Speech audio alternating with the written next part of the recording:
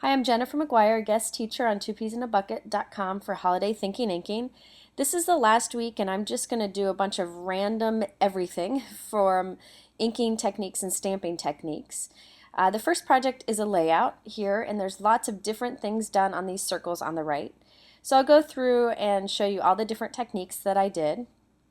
First, this circle on the top, I actually used for the circle grunge paper covered with textbook paper. So grunge paper is just like grunge board, a little bit thinner, so much fun to use because it doesn't fall apart. You can ink it, you can paint it, you can do whatever you want. This is matte medium that I'm going to cover. It's kind of like Mod Podge but better. So I'm going to cover the circle with this. So this is just my adhesive, smearing it around, and then I'm going to lay my textbook paper over it. Then I just set something heavy like a book or something over it while it dries. And it's the perfect way to give vintage textbook paper some stability. It tends to fall apart on its own. And then I also rubbed a little bit of the medium on the top of the circle so that it resists some of the paint and or some of the ink in different areas. So you can see that there where I've rubbed some broken china on. Just gives it kind of a cloudy look that's really cool. So I'm applying a bunch of different colors of distress ink, and then I'll clean off my surface here, and there you can see what the final results are, and then I just mist it a little bit with water so it blends. Now for some stamping on sticky back canvas. That's what I did for the tree here. I'm going to stamp with some distress ink, you could use any ink for this, onto a piece of the sticky back canvas. Again, this is just canvas, white canvas. It's great for stamping. I'm going to stamp on there, and you can see it doesn't really cover it much because of the texture. So since I'm using a cling stamp from Hero Arts, I can just line it back up and stamp it again so that it gets a little bit deeper. So I've cut this out, and I colored brown marker over the trunk, and I'm just going to peel it off and stick it to my craft sheet so that I can work with it a bit more. And then I'm going to take my vintage photo ink and just rub a little bit on the edges, which kind of frays it a bit, kind of gives it a vintage look. And that's what I did for the top circle here, and I also added a great basic gray little bird accent. Now I wanted to show you Perfect Pro Mist. This is a new product from Ranger, and I did that on the background of this circle here. So I'm starting with just regular white cardstock, and I'm going to blend together 3 different distress ink colors. And when you blend with the ink blending tool, be sure to overlap the colors because that's the key to blending and not ending up with an uneven look. So you'll see here I'm overlapping the colors, and you get great coverage here. Now this is the Perfect Pro Mist. It's a little bit different than mixing it with water on your own. You want to shake it up real good. It gives nice even coverage, and it dries pretty quickly. It's pretty concentrated too. So I just did a few mists on this, and you'll see the wonderful even shine that you get. I really like using the Perfect Pro Mist for overall shine on a finished project. Now I wanted to do another thing with grunge paper and show you this tree. Grunge paper is actually great for painting on or stamping directly on. It's like chipboard, but so much better in that it doesn't fall apart, and it's great, nice and stable, and great for inking. So I'm just rubbing some peeled paint ink over the surface just to give it a little color. Then I'm going to stamp the same Hero Arts tree onto it and cut it out. And then also I could double stamp that if I wanted it to be darker, but I'm also going to color the trunk in with a brown marker. This is so much easier than trying to ink with 2 different colors, so I'm just doing a little cheating here. And then after I'm done, I'll cut it out and ink it up a bit and add it to the circle, as you see on the middle circle here. Now I also wanted to show you a few more things with distress inks. So for the background circle on this, I did some inking and stamping with different colors. And I'm starting with this Friends Definition from Hero Arts. You've seen me use it many times. It's my favorite. And I'm adding 3 blocks of color with 3 different distress inks onto the stamp. So you'll see 3 different areas. It's okay if you touch one ink pad to the other. It won't hurt it. Distress inks will hold up just fine. So I'm pressing my circle on it and peeling it off. And then to give it a little blending and softening, right after I take it off, I'm misting it with the Perfect Pro Mist again. And that just kind of blends it, and I'm going to wipe it off, kind of dab it off, just so it softens. Because I don't want it to stand out too much. I want it to be quite subtle. Now in the areas where there's blue ink stamped, I'm going to rub some blue ink, and I did the same on the green and the brown, just kind of pulls it all together and gives this multicolored circle that's really fun. So you can see it on the background there.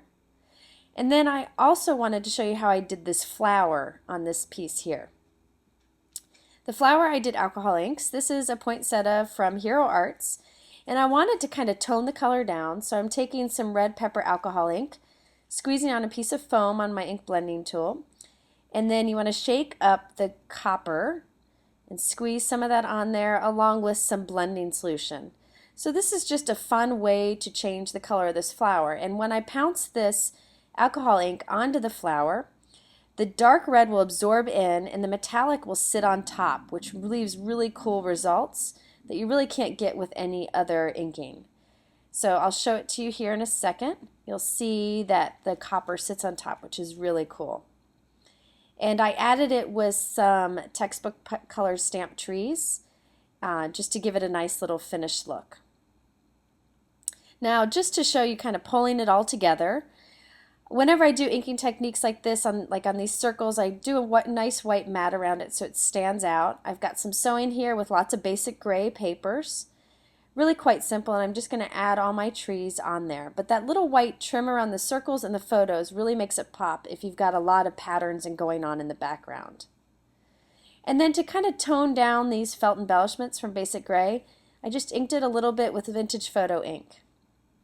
I also wanted to show you something fun with glossy accents. I added a title with some basic gray stickers, but I'm going to take the glossy accents and just squeeze some right onto the stickers, and you'll see that it really stays on them quite easily, and I'm just squeezing an even amount over the letters, and when this dries you'll get great shine and kind of like create your own dimensional letter stickers, as you can see here.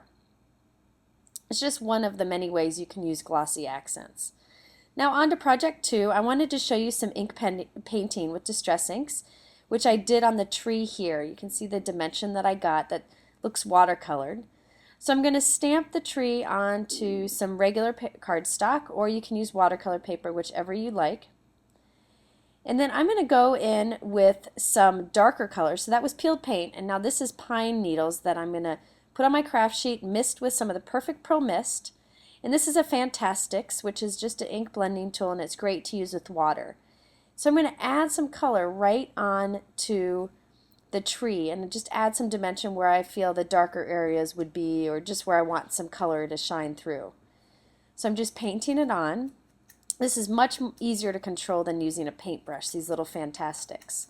And you can reuse them too. And there you can see the great shine that you get with this technique, and also I added a basic gray label sticker too. Now I want to show you something helpful with embossing powder. I like to do a white embossed greeting often on a card, but sometimes that white embossing powder can end up sticking in lots of places and making a mess. So I use this tool from EK Success. It's got powder in it, and you just kind of brush it on. It's anti-static. I just find this puts just a tiny bit down, which is just all you need. And I'm going to stamp with embossing ink the greeting and then add my embossing powder. You can see it melt there, and that tool prevents the white embossing powder from sticking places other than where you stamped your greeting. Now this last project is another technique using white embossing powder, and I did it on the tree on this card. It's quite simple. I'm going to use some distress embossing ink, any embossing ink would work, and the same Fantastics that I used to paint with before. So you can see it's used for many things. And I'm just pressing onto the embossing ink and then painting on the tree anywhere where I want white embossing powder to land, kind of like snow on the tree. So I'm just pressing it on here, and then I'll shake on some white embossing powder. And you'll see here, I'm going to just heat it up and it'll look like snow on the tree. Very easy to do, great way to bring a card to life. Now enamel accents come in white and black, and that's what I did on the dots on this card. I actually went through and embossed these dots with white, but decided I wanted to make them stand out even more. So I'm using these white enamel accents, and you can see how easy it is to squeeze little white dots, which give great dimension on the final card. Just something quick and easy to do. You can do it with glossy accents too. Thanks for watching this last video with Thinking Inking. If you have any questions, please visit twopeasinabucket.com.